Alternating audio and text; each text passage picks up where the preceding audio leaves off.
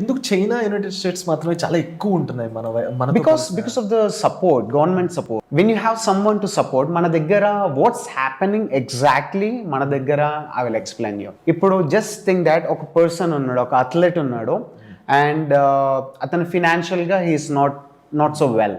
వాళ్ళ family support అంత లేదు అండ్ గవర్నమెంట్ నుంచి సపోర్ట్ లేదు, but he has ability to win even Olympic medal.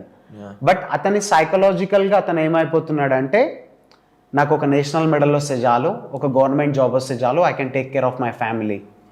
So వాడు Olympic level gold medal win అయ్యే అథ్లెట్ కూడా అతని మైండ్ సెట్ ఎట్లా అయిపోతుంది అంటే, నాకు సపోర్ట్ లేదు, నేను ఎవరి కోసం ఆడాలి, ఎందుకోసం ఆడాలి, అండ్ నాకు ఏదో ఒక గవర్నమెంట్ జాబ్ వచ్చి నేషనల్స్ విన్ అయితే నాకు ఒక మెడల్ వస్తుంది, I can take care of my family, I can start my new family అని చెప్పేసి వాళ్ళ మైండ్ సెట్ అనేది తగ్గిపోతుంది అనమాట.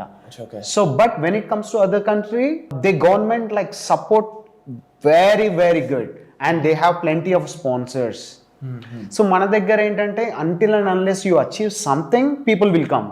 సో ఇనిషియల్గా సపోర్ట్ చేసే వాళ్ళు లేక there are so many athletes అది అక్కడనే ఉండిపోతున్నారు అనమాట. So that is the reason. ఇప్పుడు ఒలింపిక్స్లో చూసుకుంటే మనం ఇప్పుడు చిన్న చిన్న కంట్రీస్, సింగపూర్, వేరే చాలా కంట్రీస్ మనకంటే ఎక్కువ మెడల్స్ కౌంట్స్లో ఉన్నాయి. మనం చూసుకుంటే పాపులేషన్లో వీఆర్ ద నెంబర్ 1. సో ఏమంటారు, బట్ మన దగ్గర కూడా కష్టపడే వాళ్ళు ఉన్నారు, కష్టపడే పిల్లలు ఉన్నారు, కోచెస్ ఉన్నారు, ఎవ్రీథింగ్ ఉంది. బట్ మనకి గవర్నమెంట్ సపోర్ట్ ఉండి ప్రాపర్ ఇన్ఫ్రాస్ట్రక్చర్ అనేది ప్రొవైడ్ చేస్తే, we'll be in the first place for sure.